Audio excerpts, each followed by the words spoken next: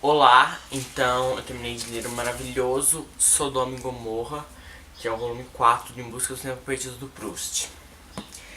Então, esse era o livro bem da metade. Esses são os 3 primeiros que eu já tinha lido. E agora faltam só mais esses 3 que são menorzinhos. Esses são os mais pequenos. Eu até já comecei esse aqui, já comento com vocês. Mas enfim, terminei Sodoma e Gomorra faz pouco mais de 1 hora. Mais uma vez virei à noite lendo, porque eu gosto mais de ler à noite, enfim. Gente, eu acho que esse foi o melhor até agora. E... enfim, teve bastante reviravoltas. O final foi incrível, incrível, gente, incrível. Enfim, vou comentar um pouco sobre esse livro, que é muito bom mesmo. Então, né, gente, como eu já tinha comentado no meu último vídeo, esse aqui eu achei, que é o volume 3, o Caminho de Guermantes, eu achei um pouco mais fraco. Ele enrola um pouco, eu não tô achando ele mais tão ruim, mas ele ainda é mais fraco. Esse já começa arrebatador, porque ele vai começar logo depois que esse acaba. Na verdade, o Proust vai fazer meio que uma breve volta no passado, algumas horas antes do final do volume 3. Então ele conta que ele vai estar lá espiando pela janela para ver se a Duquesa de Guermantes tá chegando em casa ou não. E eis que ele depara com o Barão de Charlus, que é aquele homem todo misterioso que fala umas coisas pra ele e tal. E o Barão de Charlus, e ele fica espiando o Barão de Charlus por bastante tempo. Eis que ele vê que o Barão de Charlus está fazendo alguma coisa estranha com um criado lá do lugar onde ele mora. Enfim, é meio que um costureiro, o Jupian. Enfim, ele resolve seguir os dois pra ver o que tá acontecendo. Ele chega lá e começa a ouvir uns gemidos e tal, uma coisa bem estranha. E eis que esse é o começo para a descoberta do narrador dos caminhos de Sodoma e de Gomorra. Pois é, o Barão de Charlus e o Jupian estavam fazendo sexo, gente. Polêmica coisa, né? E esse livro é dividido de uma maneira bem curiosa. Ele tem 2 partes. As partes não têm nomes. Na verdade, esse e o volume 3 são os únicos livros cujas partes não têm nomes. Então é simplesmente primeira parte e segunda parte. A primeira parte é bem curtinha, ela acaba logo na página 50. Ela vai contar simplesmente esse episódio do narrador vendo, espiando o Barão de Charlus e o Jupian e descobrindo o que aconteceu. Então ele vai fazer uma primeira reflexão sobre os caminhos de Sodoma e de Gomorra, ou seja, uma reflexão sobre a homossexualidade. E esse vai ser o tema principal do livro, embora eu tivesse pensado que ele seria tratado de uma forma mais... quer dizer, achei que ele seria mais exposto, sabe? Ele não domina o livro inteiro, embora seja o tema principal desse livro. A segunda parte tem 4 capítulos ou 4 outras partes. Enfim, ela já é bem longa. O livro tem mais de 600 páginas, quase 650. E, enfim, a segunda parte do livro já começa logo após esse acontecimento. O narrador vai para aquela festa da Princesa de Guermantes que ele já havia comentado no volume anterior que ele ia. Enfim, demoram bastante. Lá tem essa parte demora umas 100 páginas. E ele encontra bastante pessoas lá. Ele começa a espiar o Barão de Charlus. E é interessante como parece que nesse livro que cai a ficha dele, que ele para de ser inocente, sabe? Que ele até começa a dizer assim, ele começa a ver as pessoas e fala, meio que desnudando as pessoas, tipo assim, esse cara aí é um frequentador da cidade de Sodoma, ele é um homossexual. E assim, aí chega outro e fala, esse diplomata é um homem-mulher e a esposa dele é uma mulher-homem. Então ele vai começar a expor toda a sexualidade dessas pessoas estranhas, das pessoas que são de Sodoma e de Gomorra, entenderam? Então tem essa festa, nessa festa também vai estar assim, os personagens principais estão lá. A Duquesa de Guermantes, o Duque de Guermantes, o Príncipe, a Princesa de Guermantes, o Robert de Saint-Loup, que está passando por Paris por um tempo, o Barão de Charlus, que é uma das pessoas que ele mais espia, tanto que o Barão de Charlus meio que vai tentar dar em cima de dois irmãos. Então ele vai até puxar saco da mãe deles, que é amante do irmão dele, enfim. Ele acha que os dois são muito bonitos e tal. Enfim, o Barão de Charlus tá bem safadinho nesse volume aqui, gente. Ele vai até encontrar o Swan. Vai ter uma conversa bem interessante. Gente, o Swan morreu. Chateado com isso. Mas eu achei estranho que esse livro também tem umas coisas diferentes, sabe? Primeiro que às vezes o narrador conversa com o próprio leitor. Isso é uma coisa que acontece assim umas 3 vezes no livro. Não tinha acontecido em nenhum outro volume. E depois ele começa a fazer umas alusões mais fortes sobre o futuro, deixando a gente mais curioso cada vez mais. Enfim.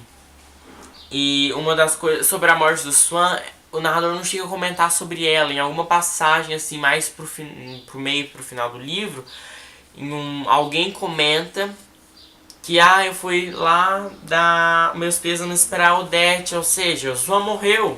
Entendeu? Ele não tinha comentado nada.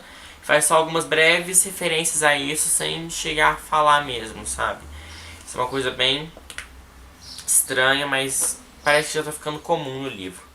Depois disso, depois dessa festa, o narrador faz uma viagem novamente para Baalbek, que é aquela praia que ele tinha viajado já no segundo volume, que é onde ele conheceu as raparigas em flor, inclusive a Albertine.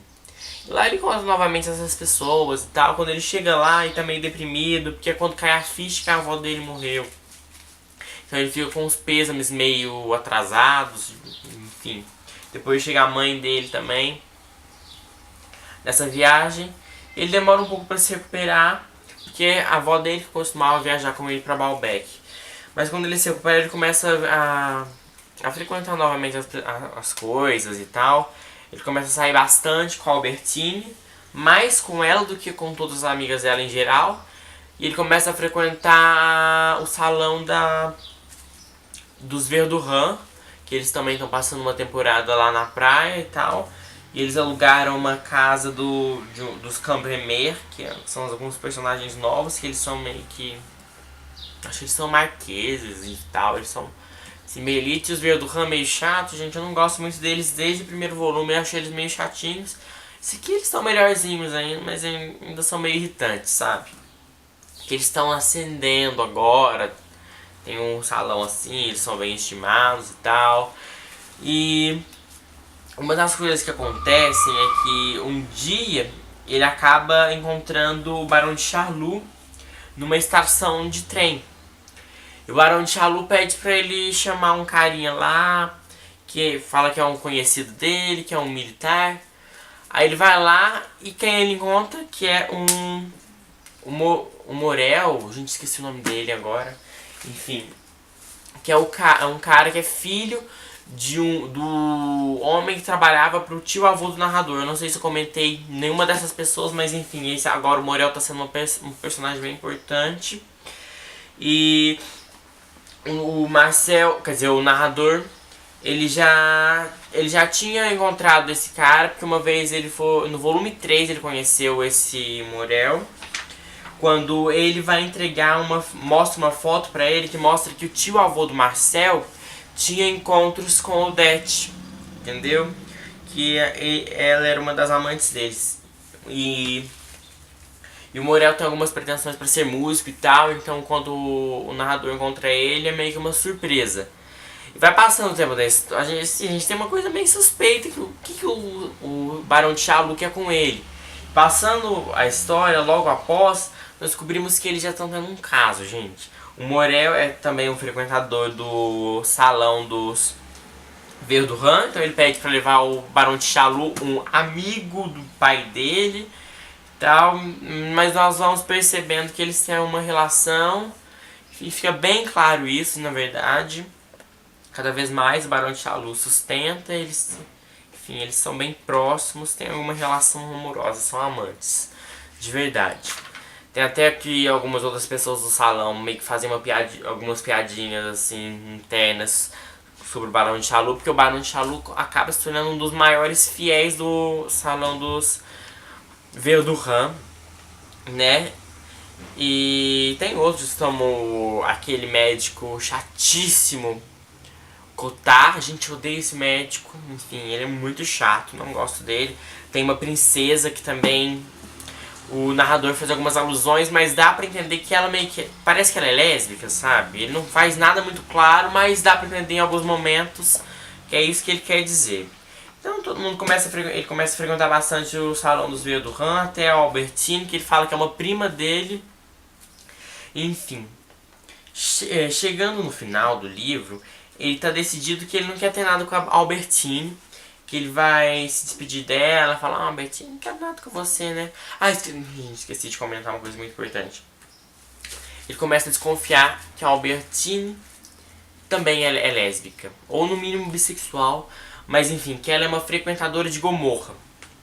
Isso acontece depois que o Dr. Cotar faz uma percepção assim, que ela tá dançando de uma forma muito sensual com uma amiga dela que é a André.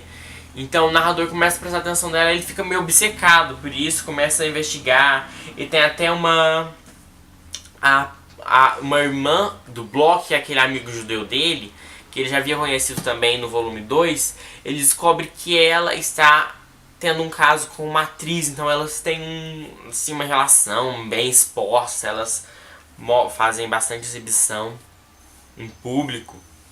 Então o narrador fica meio obcecado assim, acha que toda hora a Albertine vai pensar alguma coisa assim. Ele tá muito desconfiado que ela é lésbica. Enfim, chegando no final desse livro, assim já meio que me tranquilizou, esqueceu assim dessas preocupações que ele tinha mais no meio do livro. Eis que ela faz um breve comentário aludindo à filha do Vintel, acho que é assim o nome dele, que é um músico em que o narrador havia visto. Esse músico já morreu, ele é bastante citado no primeiro volume, e que o narrador tinha visto a filha dele como amiga dela, assim, tendo uma relação bem estranha. Então, por causa de uma alusão que a Albertine faz, é como se fosse assim, pá, a certeza que... Então ele já tem muita certeza que ela tem alguma coisa estranha, que ela frequenta Gomorra de alguma forma. Ele fica muito preocupado e ele decide que ele quer se casar com ela, e é assim que acaba o livro. Enfim, é muito bom. As últimas 20 páginas do livro, por enquanto, foram os momentos mais emocionantes de toda a obra, na minha opinião. Enfim, gente. E ele vai viver com a Albertine, e é assim que começa A Prisioneira, volume 5, eu já tô na página 20 e pouco. Enfim, gente, começou muito bom. E é isso. Sabe esse comentário que eu queria fazer? Que no volume 3 é muito comentado sobre... praticamente passa a obra inteira comentando sobre o caso Dreyfus. Porque, gente, queria fazer uma correção que no vídeo anterior eu tinha falado que era caso Dreyfus. Pronúncia super errada, gente, não sei, que eu tinha percebido. Mas enfim, o caso Dreyfus é um pouco comentado aqui. E, gente, maravilhoso, acho que o melhor até agora mesmo. E é isso, vamos prosseguindo. Está dando uma dor no coração desses livros cada vez melhor, gente. E é isso.